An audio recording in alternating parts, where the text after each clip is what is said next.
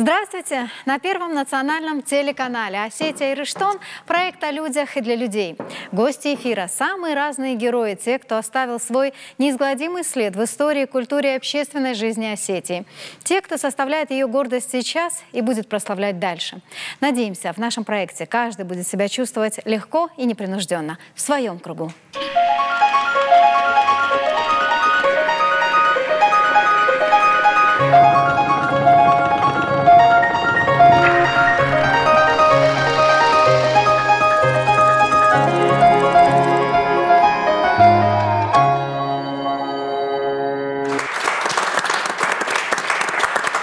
Актерская жизнь со стороны кажется очень легкой, беззаботной и счастливой. Ведь он примеряет на себя любые образы – исторические, современные.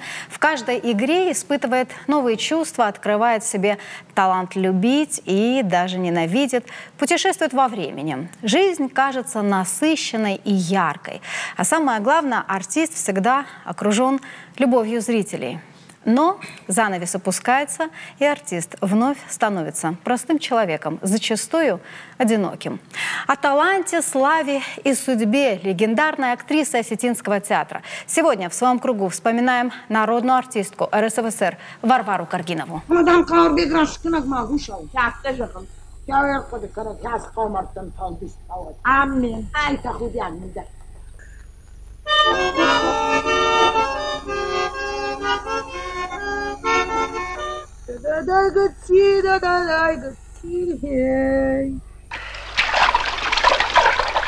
Как с огородом управлюсь, не знаю. Вас буду просить. Поможем. Обязательно поможем моряку. Где косы? И для тренировки, мама, я записалась в конно-спортивный клуб. Что? Что ты сказала? Повтори, я, наверное, ослышалась.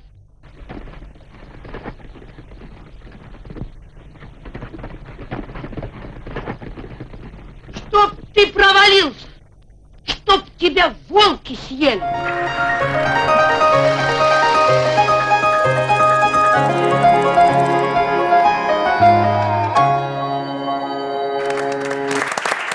Добрый вечер. Спасибо, что сегодня вы согласились прийти в нашу студию на эту тему. Тема для вас, мне кажется, всех она близкая, такая родная тема.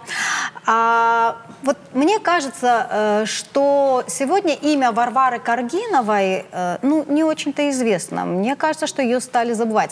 Даже если мы сейчас обратимся к молодежи, вряд ли кто скажет: да, знаю, даже знаю, и знаю, что она играла. Вот как вам кажется, такова судьба всех провинциальных актеров? Бекшолтан. Наверное, да. Почему? Это зависит не самих актеров и не тех, которые вокруг него или с кем он работал, а вышестоящие органы, руководство театра, Министерства культуры и выше. Если они не будут обращать внимание на актеров, на работников культуры, то кто о них будет вспоминать? Молодежь не помнит, потому что они не ходили в спектакли, к ним из театров никто не приходил, в школу не общался. Так что трудно сказать, что актеру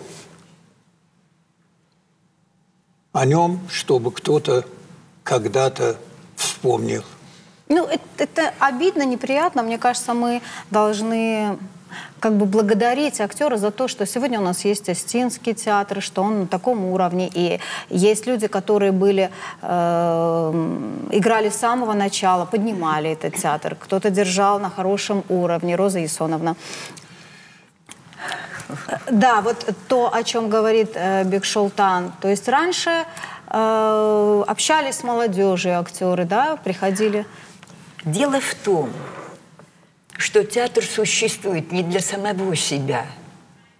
И человек приходит в театр не для того, чтобы получить свое удовольствие там, и только. Он приходит для того, чтобы что-то сообщить такое в зрительный зал, о чем болит или радуется его сердце. Вот я сейчас перед началом задала вопрос нашей аудитории, а кто из них когда-нибудь что-то слышал или когда последний раз в училище, в колледж, в котором они учатся, кто был, кого видели из русского театра, из осетинского театра? Вы видели, были свидетелями того, что не было никого. А как можно говорить тогда о человеке, который отдает сердце свое людям? Люди – это же вот это подрастающее поколение. И, наверное, сегодня театру нужно, не телевидению, а театру больше нужно обращать на это внимание, чтобы память о людях, благодаря которым сегодня осетинский театр на таком уровне, для этого должны думать те, кто сегодня в театре. Что же получается? Телевидение делает передачи, а в это время параллельно с вами осетинский театр, русский театр, да все театры наши, даже театр кукол, они обязаны в училищах, в колледжах наших проводить встречи, проводить работу с молодежью. Приходить должны туда актеры, которые сегодня эту память дальше понесут. Ну что же мы сами о себе вот будем говорить? Мне кажется, это очень большой прокол. И не только по сегодняшнему вечеру, а вообще потому, что делает СТД, потому что, скажем, Зарифа Бритаева, работая председателем, совмещая эту работу, она организовывала, и был огромный план, Бексултан. Да, огромный план работы Союза театральных деятелей, где было расписано, где русский театр проводит мероприятия, в каком училище осетинский театр. Он сегодня существует, вот Союз театральных деятелей? Союз театральных деятелей, конечно, существует. Но не на слуху. Понимаете?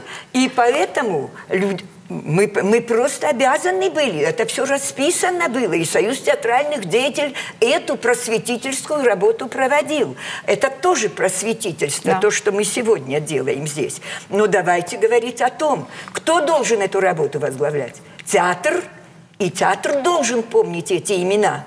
Или это должны делать только вы и театральный музей.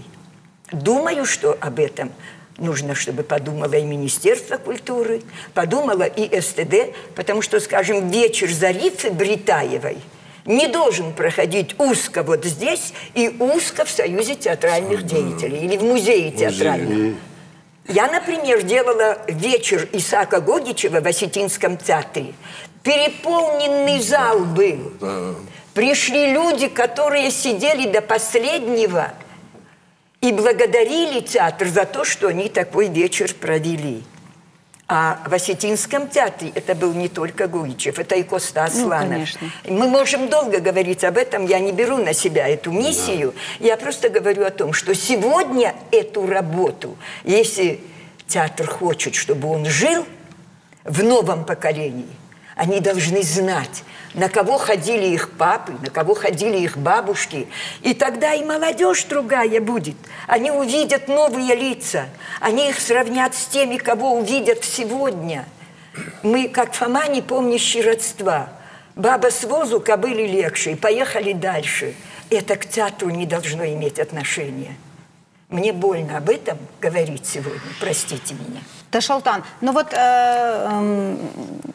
я хочу, чтобы вы тоже высказались, но правильно Роза Исоновна сказала, что не хочется знать, да, кто был после. Сегодня, по-моему, и в фамилиях тоже уже и не знают. 7 поколений точно назад никто не вспомнит. Вы как считаете, чтобы театр жил? Что нужно? Мне кажется, что все-таки у коллектива любого из наших театров не хватает общения с публикой. Я не в зале имею в виду. А какого? А в организациях, на заводах. Есть еще у нас предприятия, там есть рабочие, работницы. Было в тот период, когда вот Роза рассказывала, я вспоминаю, Мы приезжали туда на встречу с рабочими, на ВРЗ, допустим, с отрывками из спектаклей на 1,5 часа. Надо же. 1,5 часа. И был там ведущий из Министерства культуры, они приглашали... Марина Антоновна да, Литвиненко. я хорошо это помню. И она ведет программу, целую программу в цехе завода. Огромный цех.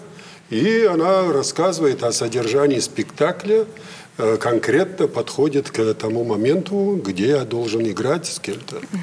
И мы выходим и играем отрывок. Потом следующий отрывок из других спектаклей. Не только я был. Огромное количество людей. И Русского театра, и Остинского. Они иногда бывали даже вместе. Это я хорошо помню. Вместе. И отрывки из Русского театра, постановок Русского театра и Остинского театра. И вот они вместе встречались с этими рабочими. Знаете, какой там бывал ажиотаж?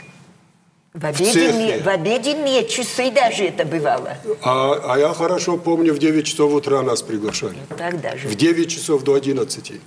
Остановили цех, и мы работали там. Ну, пожалуйста. Ваш период тоже был, Урыжмак?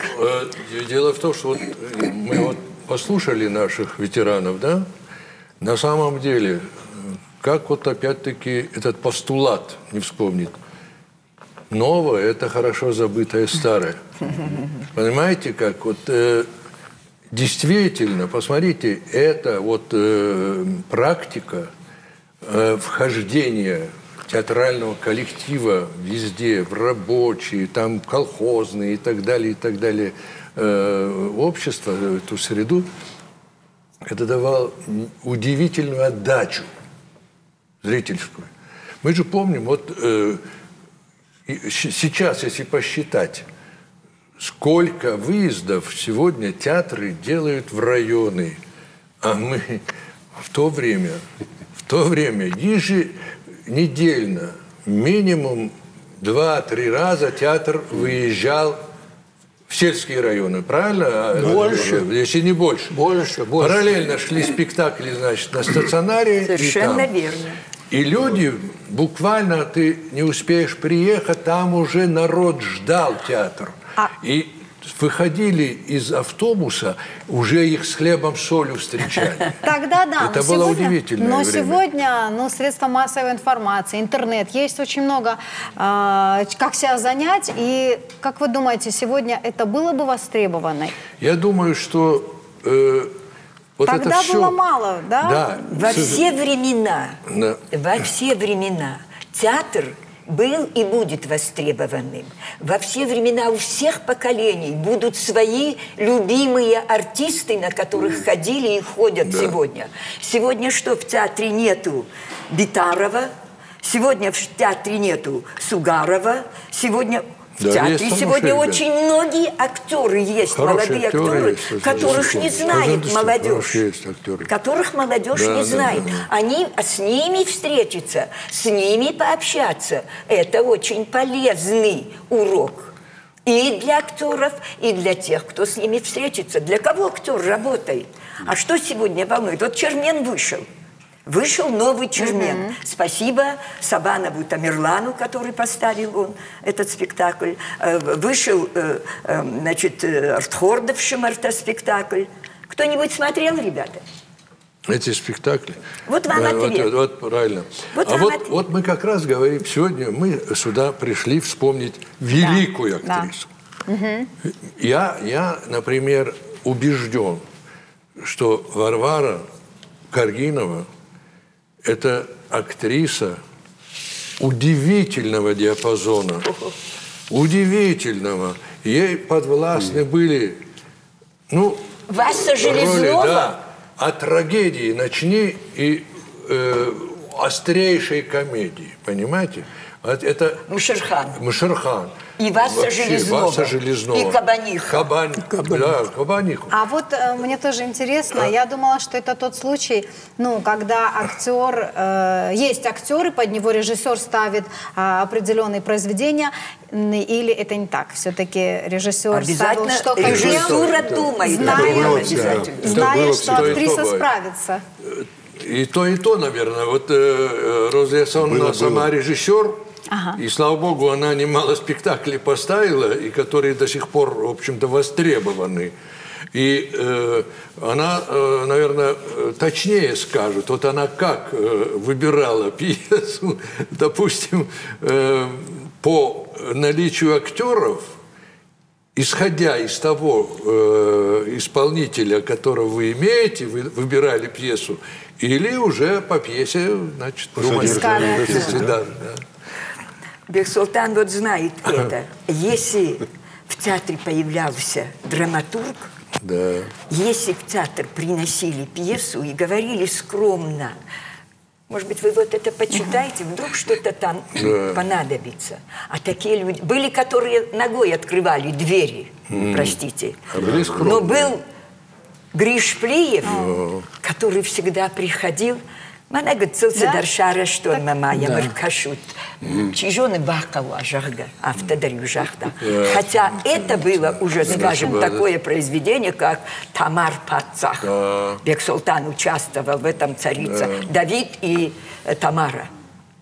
А пришел в театр, как будто, ну, что-то такое, не очень, может быть, интересное для вас, но какие люди были, с кем общались, насколько мы были богаче, когда они приходили в театр и садились вместе с нами и говорили вот об этих вещах, а что сегодня в театре нужно.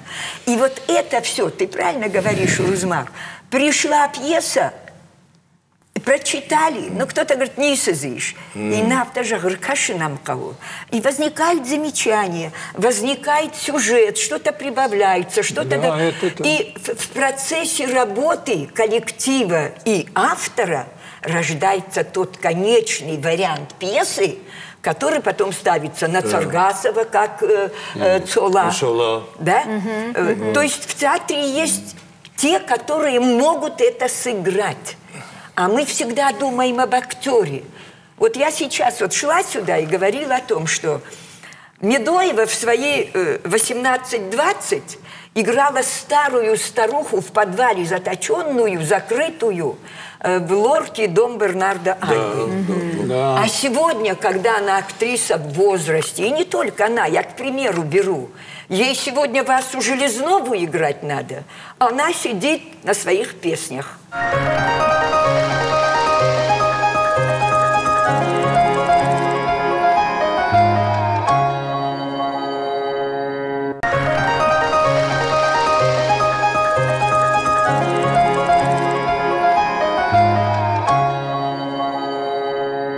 Вот Варвара Каргинова, это удивительная актриса, это явление.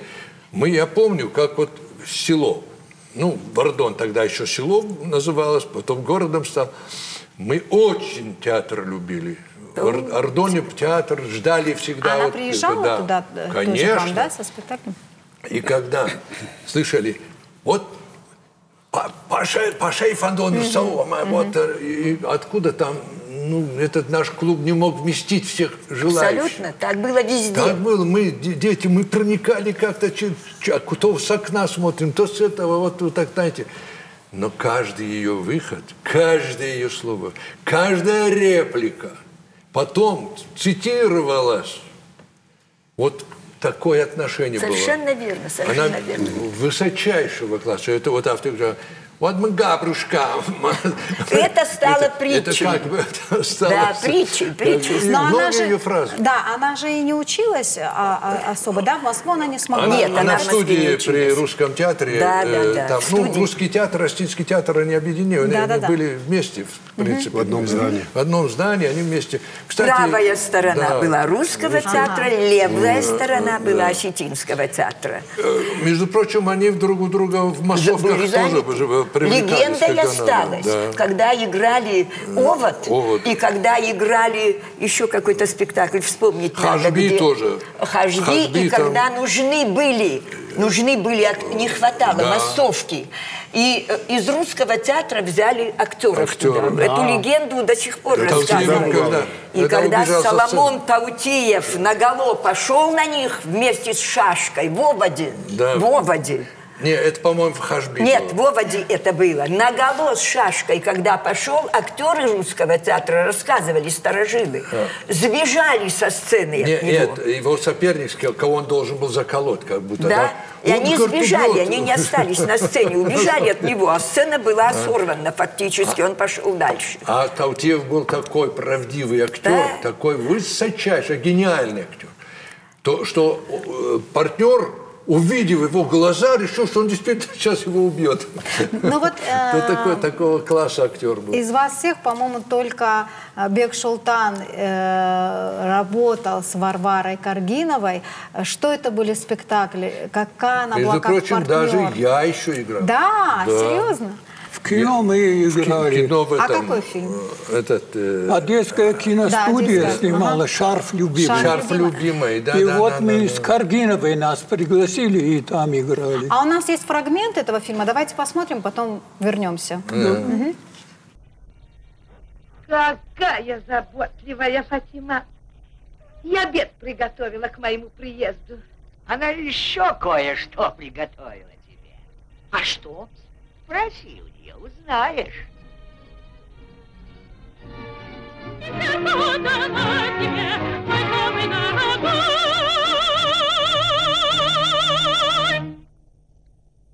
Приехала мама? Что это? Зачем это? Черкеска? А косы? Где косы? И для тренировки, мама, я записалась в конно-спортивный клуб. Что? Что ты сказала? Повтори, я, наверное, ослышалась. Я буду заниматься конным спортом, мама. Ты, кабардинская девушка, будешь скакать на коне? А ты забыла нашу пословицу.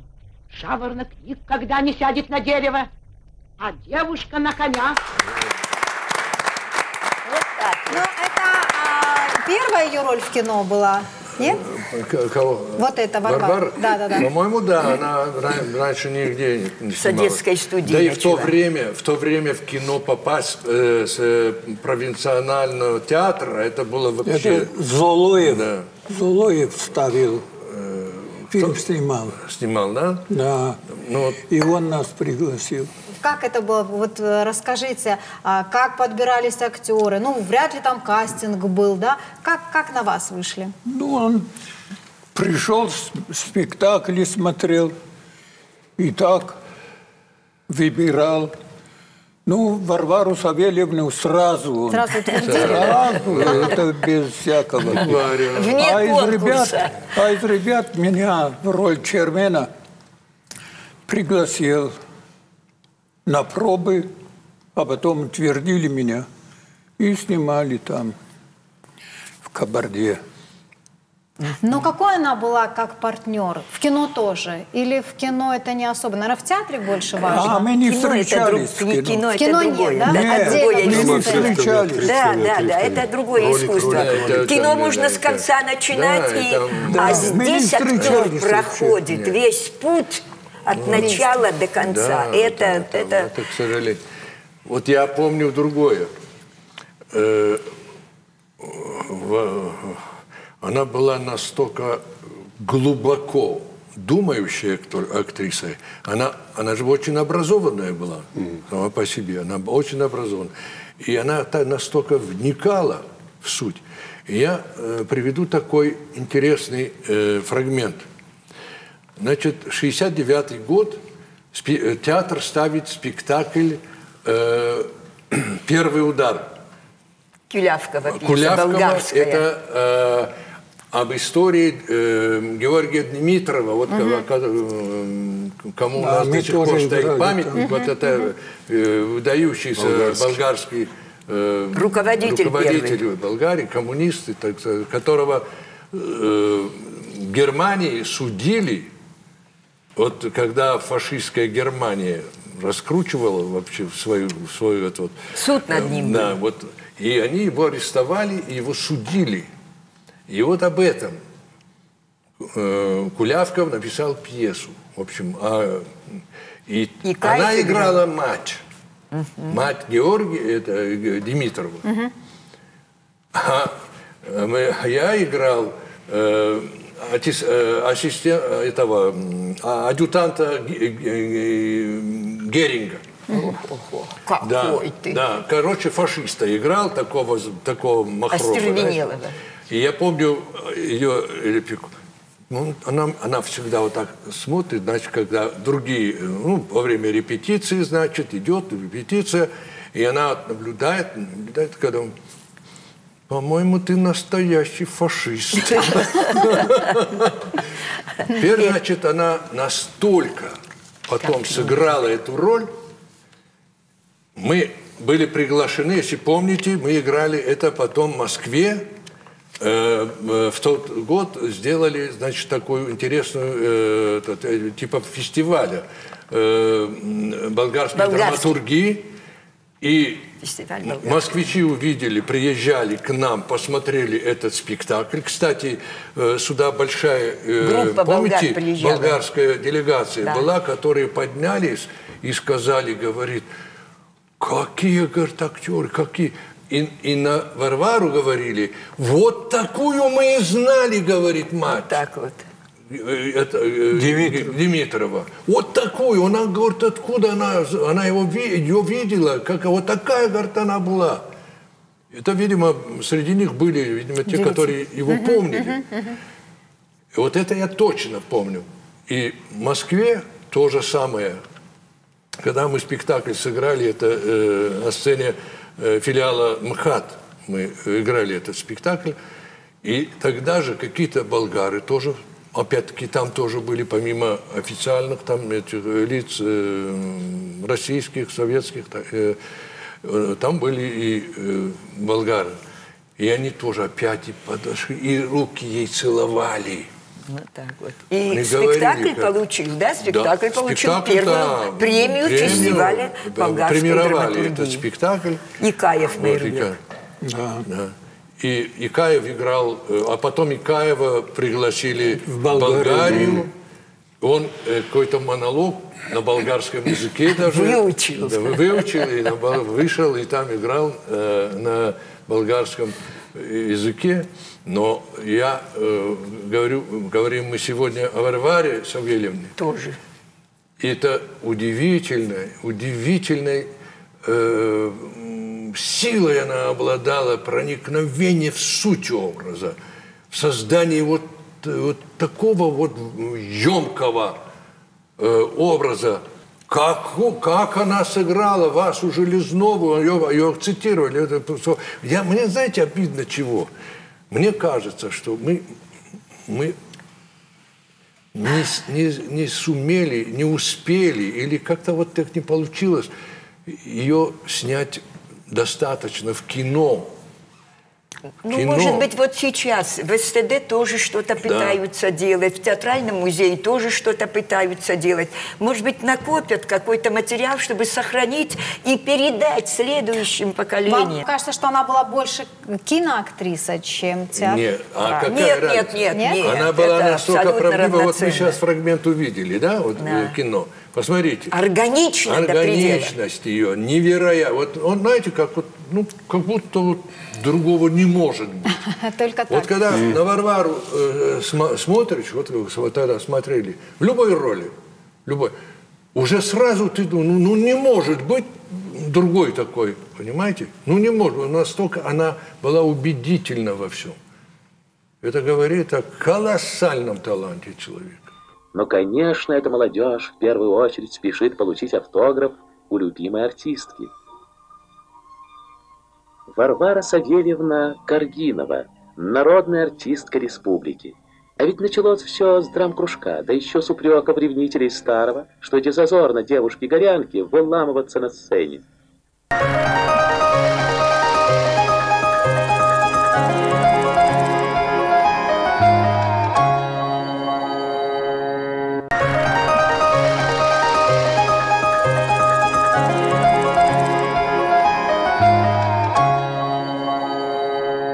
Шалтан, а вам удалось с ней как-то пересечься? Играть, наверное, нет? Параллельно с ней я не встречался конкретно, как в диалоге вот, на сцене. А так в одном спектакле я репетировал с нею. Это ставили в 1961 году Паша и Фантом. Восстанавливали. И мне дали их Шарбега. Наверное, из-за того, что там были песни. Песни там. Володя Аналком-то. Володя отказался, конечно, но он уже был в возрасте. Все были уже пожилые. Ну да, Балаев уже их не мог. освободили. А Паша снимать с репертуара невозможно было. Нельзя. Вот именно. Невозможно было. И вот я во время репетиции, она же бывала там, присутствовала, и видел, как она смотрела, и с таким удивлением она всегда смотрела на нас, что я сочтомню, в каком комодан. Вот маме Гиша кажет, я хам кажет, Вот вникала буквально во все, что я делаю. Рентген. На экзаменах же я рассказывал, как она смотрела на меня. И каждом факультете можно сказать, махину Форжина я их не знал. Она так оценивала. Она всегда вот так строго. Она была из плеяды основателя Остинского театра. Вы, конечно, все более молодые, те, кто учился у Болот Хапсаева. Вот какое место в этом ряду занимала Каргинова, на ваш взгляд? Я считаю, что она одна из высочайших мест она имела в этом театре, в этом коллективе, том коллективе, который открывали театр. Хотя она с ними не приехала, но тем не менее, я об этом хочу сказать. Тем не менее, она была даже намного выше, чем некоторые из тех. Да, это да. Намного выше. Вы знаете, приехав из Садона во Владикавказ, Бахатырка Бекшултан, дорожайший сыртун Бахатыркан. Но дело в том, что она приехала во Владикавказ, и при студия при русском театре была, она пошла учиться в эту студию, хотя уже в Садоне, в Шахтерском поселке, в клубе. Играли спектакли уже, это было однозначно. Шахтерский поселок этот известен тем, что там всегда были очень хорошие, сильные коллективы. И вот в этом плане и хоровой, и вот драматический коллектив там был. И она оттуда уже более-менее подготовленная приехала. Там были сыграны уже какие-то эпизоды, роли. А приехав сюда, она продолжила. И когда студия в 1935 году приехала, она вошла туда не случайным человеком, а которая уже участвовала в спектаклях, уже играла эпизоды. А сила воли у нее была такая, она мало говорила в жизни, мало с кем общалась в жизни. Она не растрачивала себя, всегда говорила о книгах. И Тамара Батагова, царство ей небесное, она всегда говорила, «Дышон-то асабакашта, ахкая курта, ахшаву манабафенайда». И начинала рассказывать, что она читала. Так что багаж у нее, как у учительницы, был другой. Она приходила более готовая к роли. И эти вещи, конечно, ее выделяли среди других актрис, хотя когда уже приехала и Серафима Георгиевна, когда приехали Афашиты, это было уже, конечно, ей комфортно было входить в такую среду уже. Вот так вот с Варварой Савельевной. Она же играла не только комедийные, вот мы говорим, а какие трагические. Хашана Гоша Она вот Черменедер, да Черменмадер. Она Хашбима. Да были неповторимые. Как она сыграла, как она рассказывает. Насколько... Вообще, если бы кроме Мишерхана ничего она не сыграла, это правда. Все равно бы она осталась выдающейся актрисой в истории Осетинского театра. Одно вот это...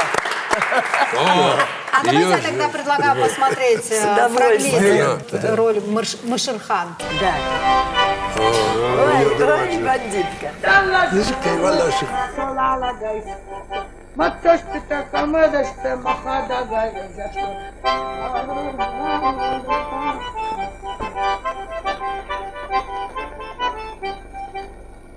Mana mafandır pietton masastay. Avjaroncu. Kataramazı bağışonin.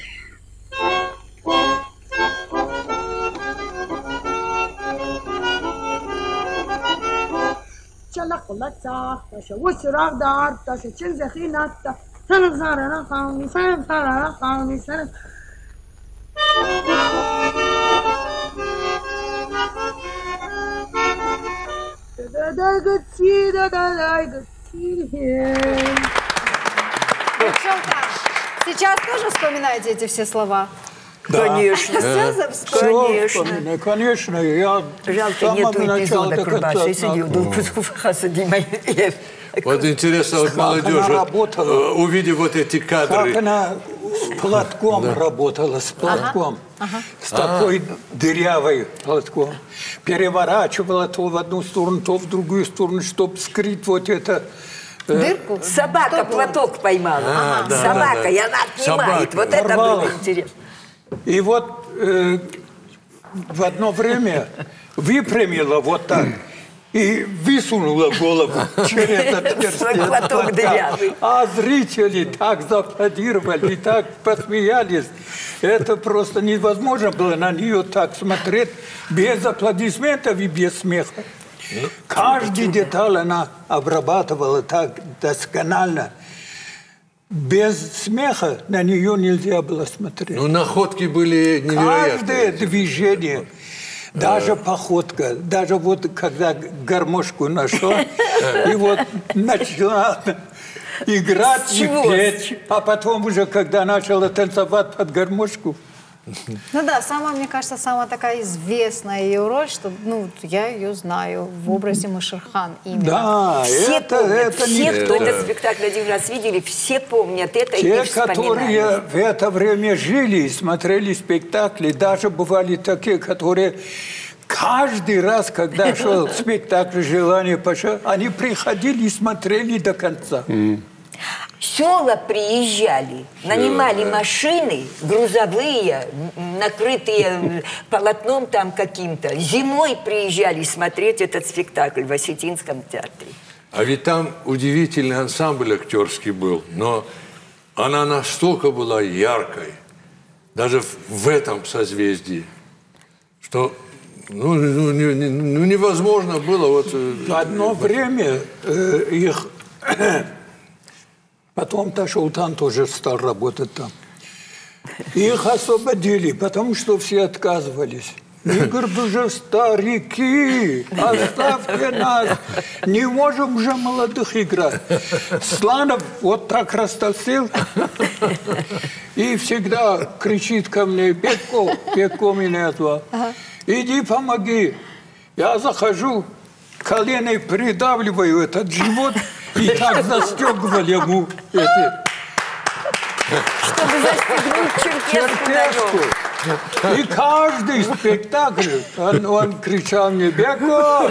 Беко! Застегни меня. Вот они уже негодны были, эти роли. Для молодых. Не то, что негодные. Для молодых.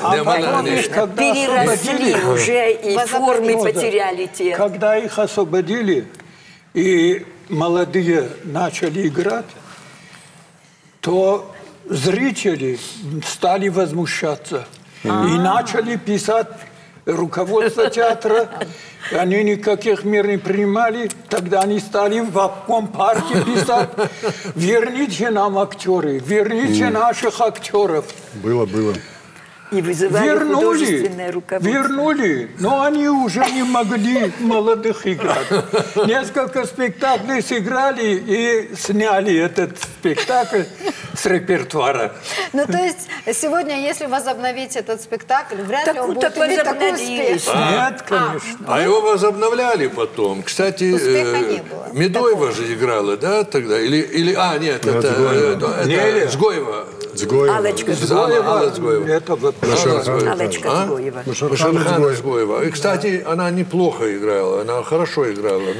Но для тех зрителей, которые помнят Варвару, им тяжело было смотреть. Они сопоставляли. Говоря о Варваре Савельевне, нельзя тут не сказать и о Цирихове. Нельзя о Цирихове не сказать, потому что это был такой тандем в спектакле.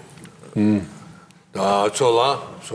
Тоже очень важно. Ну, как, Уружма, как вы сказали, мало ее в кино было. В остинском кино, мне кажется, совсем мало. Есть фильм «Прощайте, коза и велосипед». Да, я предлагаю посмотреть фрагменты и потом продолжить. Это вам, Марико. Спасибо, Заду. Как с огородом управлюсь, не знаю. Вас буду просить. Поможем.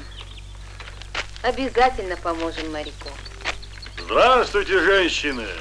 Здравствуй нам. Ну, как вы здесь поживаете без меня? Да так, ничего. Как здоровье, Марико? Хорошо, спасибо.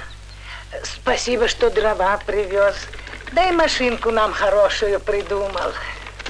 Эх, Хина, если бы не эта война, ты был бы уже давно инженером. Да ваши дети еще не то придумают.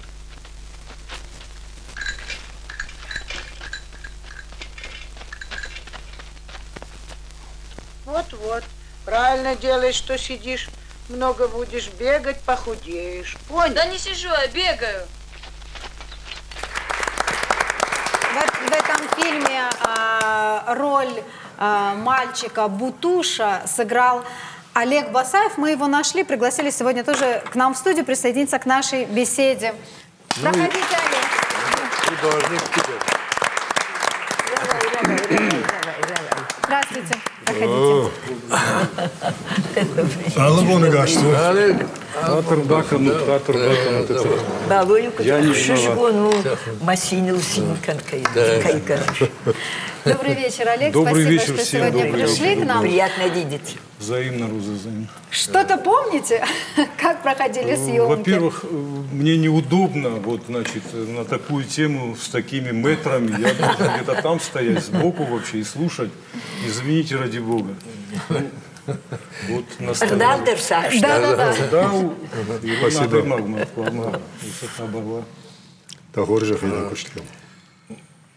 Что-то вспоминается, да, вот когда эти съемки были, как игралось с Варварой Каргиновой. Ну, сколько вам лет было тогда? 11. 11 лет я все...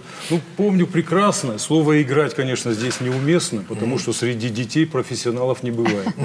Просто, ну, как сказать, это был, ну, как все знают, наверное, дипломный фильм Батырбека Цбоева, Бабле, как вот это, значит, и... Как он на вас вышел? Как вы попали? Вышел, потому что родственные связи это одно. Хорошо. Но сейчас объясню. Значит, все думают, что только вы. Я в то время учился уже в музыкальной школе, помимо художественной. Там был детский театр. Я там был всех тараканов, медведей. То есть я уже вот первый барьер какой-то вот перешел уже как бы. Помню первый раз, когда я вышел вот на людей, когда, значит, после репетиции, это был шок, который я помню, когда там 50 или 60 пар глаз, я в ступор впал ребенком. Вот это я помню. Ну, потом как-то этот режиссер тогда, значит, приезжал из города, вот это, ну, в общем, это прошло. И потом пошли какие-то будни. До этого был еще маленький эпизодик «Жизнь, ставшая легендой». Поэтому там тоже как бы вот это прошло. Камеру уже я не стеснялся, не боялся. Там эпизодик, это вот младший брат Залины, вот как бы невесты Хаджимурата Заракухова, который, значит, ухаживал за ними там. Когда она из моих рук берет, значит, эту чашу с мясом и подает Хаджимурату. Это была такая лирическая сцена. Я ее отговариваю, тебе нельзя и так далее. То есть как бы «гдау» опять очередное слово. То есть, как бы к этому времени уже как-то я не стеснялся, не боялся. Потом там были еще фотопробы, потом кинопробы, там были конкуренты. То есть, все по-честному. Утверждались, то есть, художественный руководитель был Юрий Чулюкин. Это вот фильм «Девчата». То есть, без его ведома ничего бы там не было. Ну, помню, даже в павильоне тогда построили. Вот был эпизод, когда вот, значит, мне как бы приснился, мне и моей маме по фильме, значит, приснился один и тот же сон, самое начало, когда, значит, на велосипеде лечу по небу. Значит, это была мечта. Сейчас о Мерседесах мечтают, а тогда мечтали о велосипеде. И вот такое, значит, вот этот эпизод. И перед этим потом еще помню, что даже какие-то задания давали.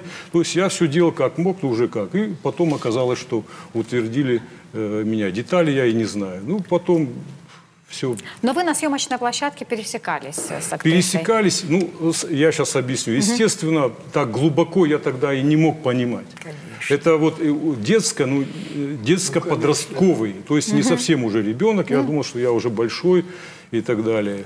Но я прекрасно помню, значит, вот сейчас уже, вот я на этот фильм сейчас смотрю как... Да, вот мне интересно, когда через пересматриваете призму уже вообще взрослым. Я себя там не ассоциирую, что это я вообще. Вот многие кадры смотрятся как документальные вообще. Вот черно-белый фильм, вот как послевоенное время. Вот, и буквально там, я не знаю, фильм мне, вот чем дальше, тем больше нравится вот сейчас. Это там затронуты какие-то нотки такие. Вот это не в грузинском стиле, не в каком-то там вот украинском. То есть вот именно вот, асагирон, как говорится, удз, заиш, вот такое, если можно так сказать. Я не знаю, как это по-русски выразить.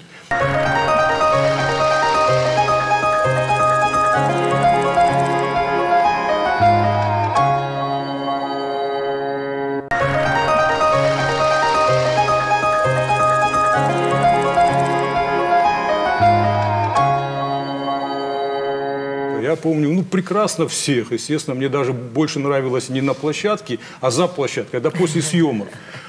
Такие были яркие личности, там, от осветителей, помню, там, даже. конечно, совсем другая Кто атмосфера там уже. на гитаре играл, какие-то истории рассказывали. Вот в фильме, вот как бы мой дядя Агубет Сибиров, это кто играл, это художник, притом хороший. Я помню, как он этюды писал, в перерыве между съемками. Мне очень он густо писал, фактурно так.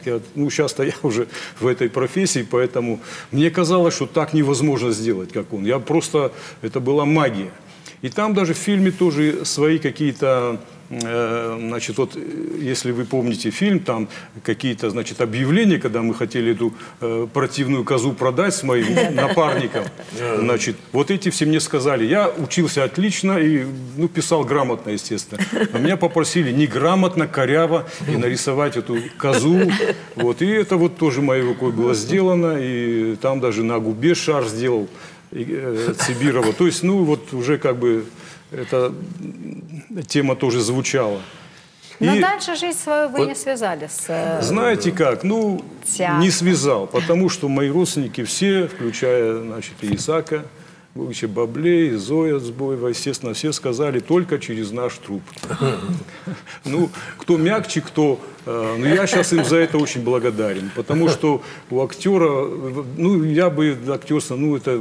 не совсем все равно мое, как бы, я бы ушел куда-то там тоже, или в режиссуру куда-то, мне надо сочинять самому, как вот сейчас на холсте ты сам себе хозяин, ни от кого не зависишь, а свобода творческая, она, ну, превыше всего в творчестве. Вы сегодня художник. Ну, так получилось, да. Как сегодня. Но, а можно сказать, что профессия актера, она, получается, так, ну, неблагодарная, что ли, если вот нет, грубо? знаете, как я... Нет? Нельзя сказать. Обожаю. Ну, почему тогда все сказали, через мой труп? Она очень зависимая. Я объясню, ну, это так, Очень. Исаак сказал помягче, естественно. Понятно, понятно. Вот, но я тоже тогда вот они условно смотрели как. Во-первых, рисовал с детства вообще, когда там, как бывает, там это тетрадку, карандаши и книжку еще, книжку.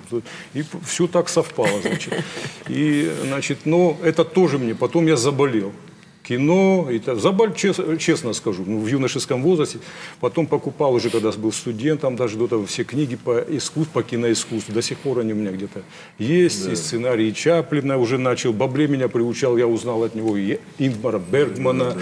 Микеланджело Антониони, то есть, ну, все это я прошел, как, вот именно как прошел в плане узнавания. Изучил. И, то есть и до сих пор я, ну, можно сказать, киноман, но мое кино закончилось где-то в конце 80-х, то есть, как, может быть, еще какие-то 90-е и начало, может быть. Вот даже, я извиняюсь, даже западное. Вот сейчас, ну, да, но чтобы что-то за душу так тронуло. То есть, я имею в виду, как потребителя, как искусство, киноискусство. А как товарищи, вот, друзья по двору, поэтому, как относились к тому, что ты появился в кино? Вот знаете как? Вот, что это было такое? Это было ужасно. Ужасно. Потому что тогда же все были равны. Как бы. И всегда в школе приучали. Не надо выделяться, не надо. Ну, я это, во-первых, у меня родители и отец такой. Ну, как-то скромность, это одно из тоже, я считаю, один из компонентов, то, что мы называем хдал. Я это очень люблю и так далее. То есть вас это смущало немножко, то есть камеру, все, там толпа ребят была там на съемочной площадке. Я это вообще уже, мне иногда Бабле втихаря хотел удивить, скажем, съемочную группу, и на ушко мне говорит, сделай вот так. И никто не знал, значит, что. И я делал.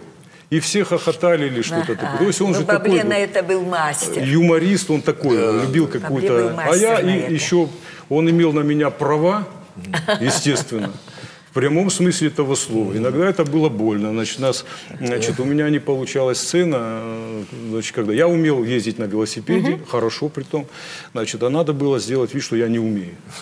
И, значит, и надо вот когда... Значит, не получалось, да? Ну, вот, да, вот чувство такое, страха, чего-то как-то, ну, вот. И что, значит, я падаю, что больно. Он подошел, отшлепал меня в прямом смысле по ногам. Ну, и мне было в прямом смысле, потому что другой бы не посмел. Сейчас бы ювенальная, значит, полиция его бы там привлекла. А тогда это... И вот не знаю как, но я на него немножко даже по-детски разозлился. И вот эта сцена вошла в кадр, когда там я утираю там и так далее. То есть все вот детали, многие вещи не помнятся, но все детали прекрасно. Прекрасно помню. Вот, то, что вот я не знаю, вот, что я тут делаю, извините, пожалуйста, в плане вот таких профессионалов, потому что здесь должны профессионалы. Ну, эта тема касается и вас тоже, но поэтому вот то, что касается, вот я уже сейчас с точки зрения вот взрослого человека уже, как говорится, много чего было пройдено в жизни. Смотришь вот на фильмы, вот, во-первых, приятно, что вот сегодня мы вспоминаем вот своих старших, которые мы стесняемся и говорим, это великие старшие. Вот я уже смотрю так на Каргинову, вот как на достояние нашего народа. Потому что я вспоминаю вот свои. Она приехала, не весь период была на съемочной площадке, даже вот, как это называется, экспедиция, да, как бы вот и весь это. Я-то был от начала до конца, и, как сказать, мне это, ну, нравилось, я же, говорю, даже нравилось, когда там дождик, съемок нет, даже мне это больше нравилось, можно было там пошутить, там очень прекрасный коллектив был тогда, значит. И она приехала, значит, потом там несколько сцен. По-моему, я вот точно не могу сказать, но, по-моему, вот специально под нее придумали вот эти эпизоды. Специально. То есть, потому что такая вот актриса, и она хотела. Я слышал, что она очень хотела, потому что... В этом фильме принимать участие, ну, вообще, да, принимать. Потому что здесь звезды были. Там Коста Сланов, там, и, ну, все, ну... Понятно, там это же все, как говорится, то же самое, те же слова можно сказать о нем и о многих других, кто там снимался. И, значит, вот она, вот потом уже, вот без нее сейчас этот фильм имел бы другое звучание. Вот она внесла туда такое, как сказать, вот изюминку, вот какой-то мудрости, какой-то вот... Я помню вот ее, ну, опять, извините, ну, детские, но уже не совсем, подростковые уже. У нее очень живые глаза, вот такие вот, как сказать, пронизывающие, где-то и игривые, где-то, то есть она вот могла, вот это я помню. Потом она была похожа на мою бабушку. Даже так. Маленькая, вот невысокого роста, маленькая, лажика, моя бабуля, Рушак, вот как говорится. Это вот они где-то вот аккуратненький, носик такой вот с горбиночкой такой, ну. Вот, и она, мне не казалось, что она вообще играет. Вот как пришла, переоделась, вот как то, моя говорили, бабуля, значит, вот, ну, опять детские впечатления. Вот она как будто, вот как надо так, и если бы даже она меня отшлепала, я был бы рад. То есть вот как будто это твоя бабуля какая-то. Вот. И когда эпизод, прекрасно вот его помню, значит, когда вот то, что сейчас показали, сцена, когда, значит, это, ну, велосипед это был тогда, это, значит, и как бы еще не умел на нем ездить, но надо было похвалиться, что у тебя он есть. И по всему селу, значит, этот бедный мой напарник, там ему Раздоев его играл, очень хороший парень такой, как, вот тут как это, один обыкновенный, другой рыжий конопатый, полненький. Вот они, ну, Бабле так подобрал. Значит, он очень добрый, хороший мальчик был тогда, мы дружили. И, значит, он бегал за мной, как бы тоже поддерживал своего друга. И вот, когда, значит, он устал, присел, и вот правильно делаешь, что сидишь, много будешь бегать, похудеешь. Он говорит, да не сижу, я бегаю. А он мечтал похудеть, типа, по фильму, как бы. Вот. И она вот, ну, потом, когда вот переживала, когда дети вырастут, когда вот... То есть это целая вот, ее эпизод, это целая судьба. Вот понимаете, вот к этому, что я хотел добавить.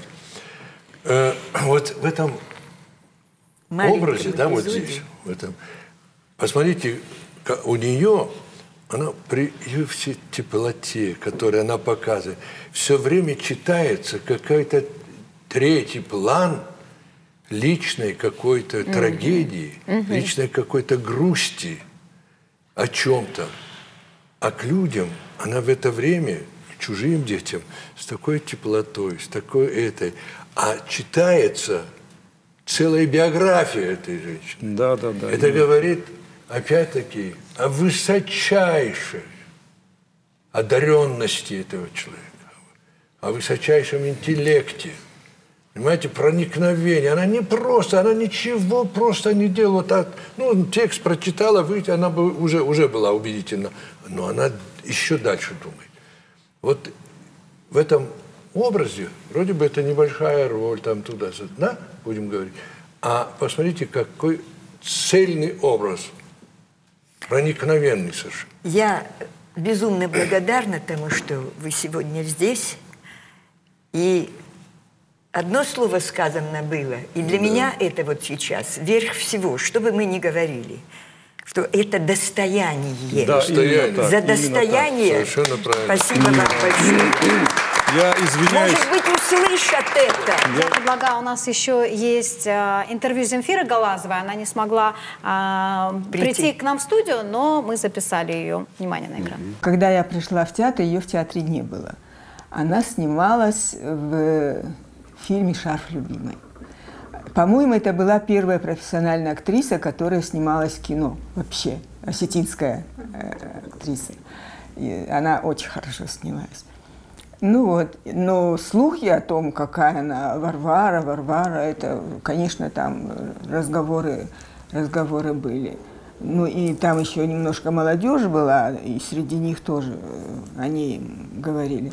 Ну, когда она приехала, то она как раз играла мать-сирот главную роль, но уже в силу возраста она не стала играть и передала Берте Икаевой, и Берта Икаева стала ее роль играть, а я играла там вместо Берты дочку там героя.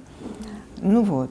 Ну, она приходила в театр, но она была очень интересная. Как человек она была очень интересная. У нее была собака. Она ее обожала. Эту собаку она обожала. Для нее эта собака была. Она постоянно рассказывала, что-нибудь сделает, и она рассказывает про свою собаку. Вот. Ну, как актриса, но эти глаза, когда она играла драматические роли, то это была мощь, это была такая сильная женщина. Но а комедийный, вот есть отрывок, к сожалению, ничего от них не осталось. А вот этот отрывочек, который она играет, вот такой контраст. Драматическая, сильная драматическая актриса, и в то же время столько красок, столько... Это вообще какие находки у нее, это вообще поражаешься. Вот такая была Варвара Каргинова. Вот это эта вот когорта основоположников, это были потрясающие люди. Вы знаете, они как-то между собой, они были, каждая из них была личность. Вот они не похожи были друг на друга, но все они были вместе. Они как-то уважали друг друга. Между ними что-то бывало, да, там кое-кто-то кого-то не любил. Но в принципе вот так, чтобы для них работа, это было все. И мы вот у них учились.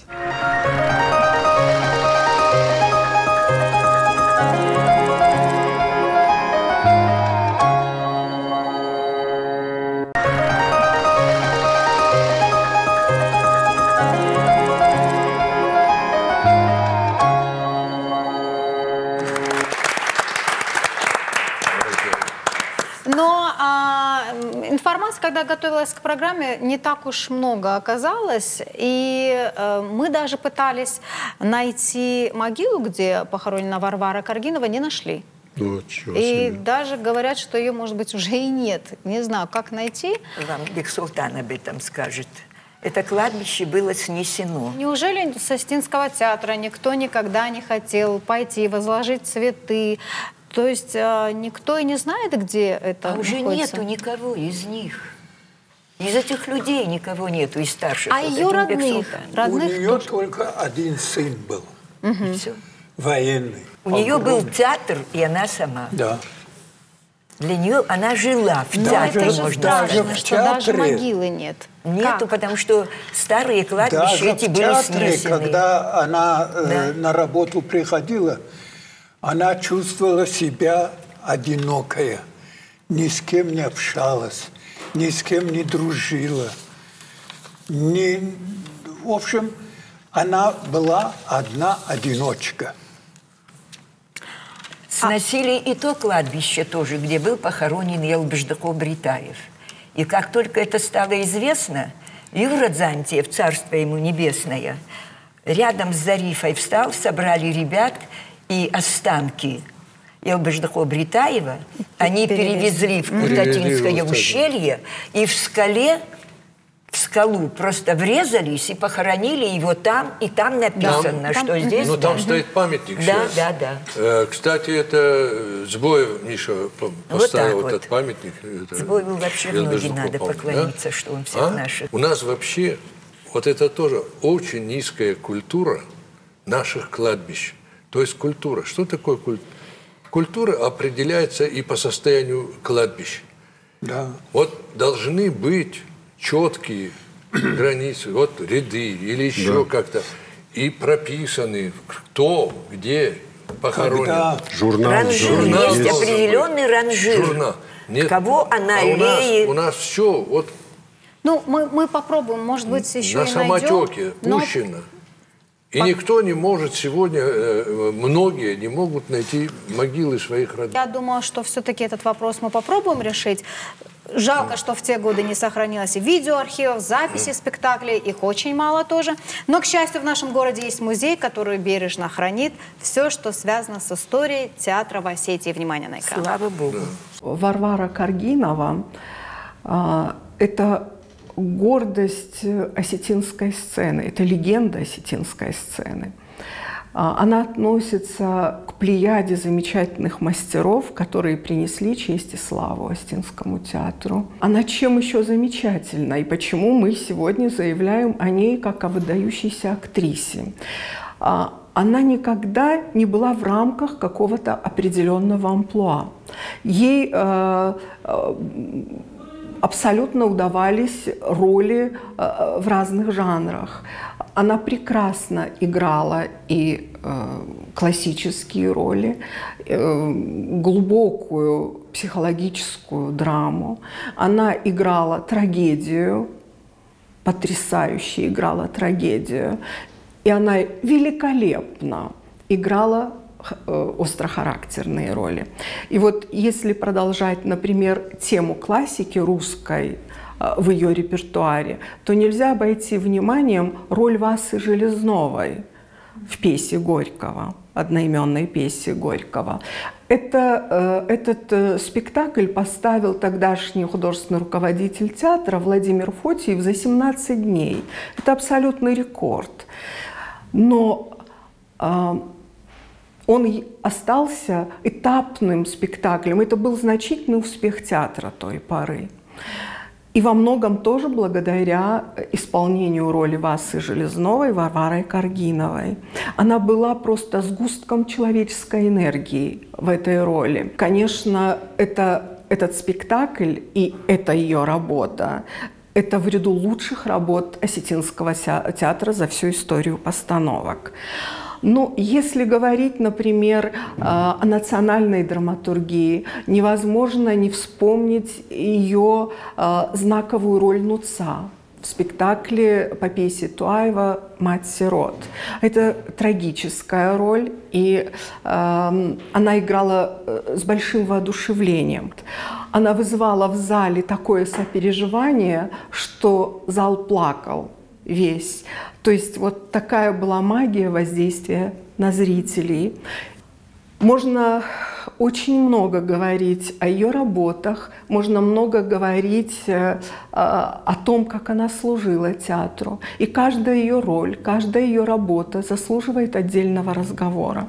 Вот мы отмечаем ее 110-летний юбилей, и это, конечно, повод вспомнить о ней, поговорить и вообще рассказать зрителям, которые даже не видели ее на сцене, о том, что у нас в театре работала актриса, которой могла бы гордиться любая сцена мира. Ну вот мы с вами говорили о том, что не было один-единственный сын был, да, и мы, к сожалению, не нашли ни одного прямого потомка, но, как оказалось, наш талантливый актер Осетинского театра Александр Битаров имеет непосредственное отношение к легендарной актрисе. Сегодня он тоже в нашей студии. Я приглашаю его присоединиться к нашей беседе. Добрый вечер, Саша. Спасибо, что пришли. Присаживайтесь. Саша. Ну, пролейте свет на судьбу, на личную жизнь Варвары. Какая она была? Кто у нее был? Вот мы как-то сейчас разговариваем, Бекшолтан говорит, вроде бы один сын был. Один сын был, да. Ну, к сожалению, я мало информирован, потому что я могу поделиться именно той информацией, которую я слышал в доме. Вот, вы племянник, мне получается. посчастливилось, что я потом, не потом же, но как подрос, я от отца и от моей мамы я узнал, что я являюсь, можно сказать, двоюродным племянником Варвары Каргиновой. Значит, ее мама Чабахан и мой дедушка Александр были родные брат и сестра. Вот так мы близко доводимся, да.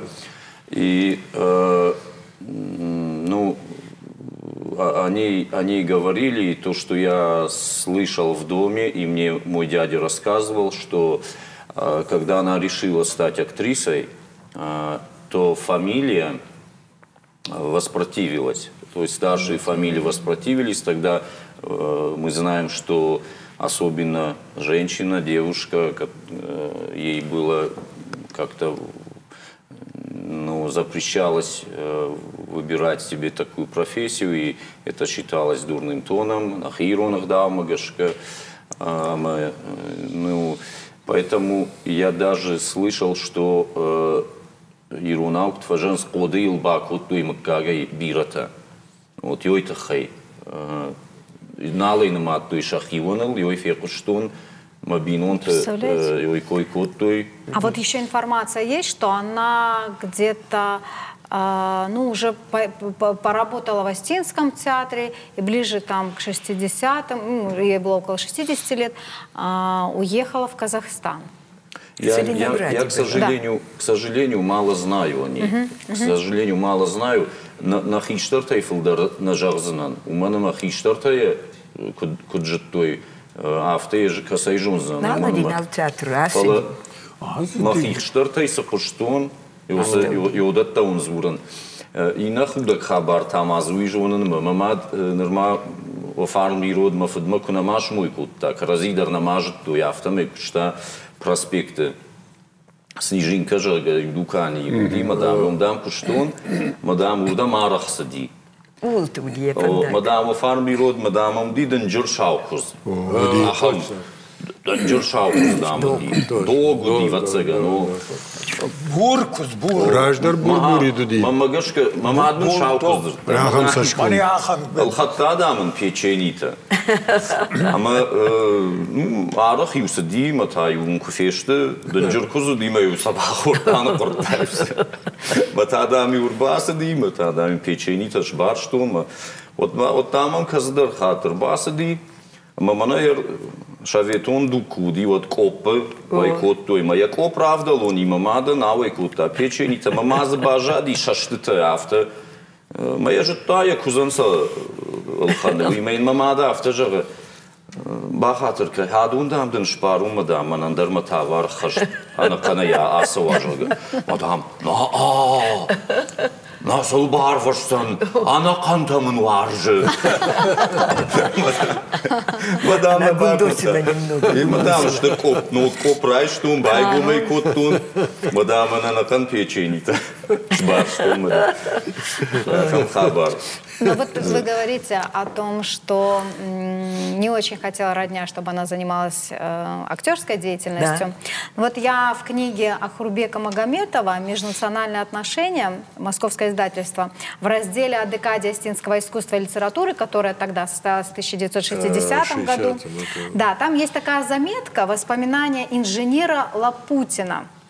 Я вот хочу его зачитать, процитировать. В 1921 году, в дни становления советской власти на Северном Кавказе, 95-й военно-дорожный отряд стоял в селении Аллагир, недалеко от Владикавказа. Мы занимались строительством железнодорожной ветки от станции Даркох до Аллагира. В одном из заброшенных домов мы решили сделать клуб со сценой. Работа в клубе стала быстро налаживаться. Но беда была в том, что у нас не хватало исполнительниц женских ролей. Первыми, к кому мы могли обратиться, это к Каргиновым, с которыми были знакомы. Эта семья была необыкновенной. В их доме проходили музыкальные вечера в необычайной обстановке. Варя согласилась играть на сцене. Ей было тогда 12 лет.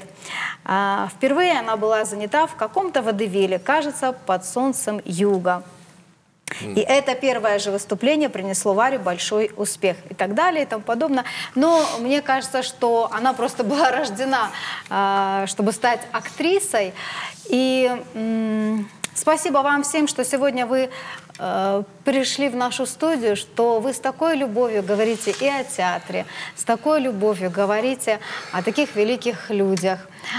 Бекшолтан, если хочется что-то еще сказать, вы так вздохнули, мне показалось, что хочется что-то добавить. Хочется, чтобы старших не забывали. Хочется, чтобы чаще встречались с ними молодые. А сейчас забыли даже те, которые живут, их тоже забывают. Да. Надо сегодня очень серьезно театру подумать о том, сегодня в городе такое количество средних учебных заведений, высших учебных заведений. В чем дело? Что мешает вот сегодня Саше Битарову пригласить его после спектакля к себе в колледж, в училище, куда хотите, и поговорить, а зачем нужен театр сегодня? В чем сила театра сегодня? Посмотрев спектакль, вот он сыграл подряд 3 таких спектакля сейчас. Неужели не интересно молодежи сегодня вот встретиться с ним и поговорить о том, что же это такое, что это за образы, которые из века в век переходят, из столетия в столетие переходят, и их играют, они не умирают. В чем дело, в чем сила этих героев? Наверное, вот обо всем этом нужно сегодня думать и Союзу театральных деятелей, и самим театром. Молодежь согласна. тогда молодежь и как раз и реагирует на это совершенно спокойно. Тогда и они реагирует. будут по-другому относиться к театру. Увидев его в Тхордовшемерте, увидев его в Чермене, а может быть, что-то родится еще. Понимаете, вот эта вот оторванность, театр сам по себе. А подрастающее поколение, ну что с них спросить? Разве они в этом виноваты? Чтобы артист не сам по себе оставался в себе, в собственном соку вариться, а услышать их, а что они сегодня хотят. Без этого не может театр жить. Театру нужна кровь, та, которая из зала помогает артисту. А мы сегодня немножечко отстали в этом плане, даже от 19 века. Спасибо вам. 20-го. Спасибо. Спасибо вам большое. Сегодня у нашего народа есть свой национальный театр. Мы, зрители, можем смотреть спектакли на родном языке, восхищаться игрой актеров, спорить о постановках, критиковать режиссуру. Главное, что он есть – осетинский театр. И это во многом заслуга тех, кто стоял у его истоков. А самое малое, чем мы можем отблагодарить, это помнить, чтить наследие актеров и режиссеров и рассказывать о нем в своем кругу. До встречи!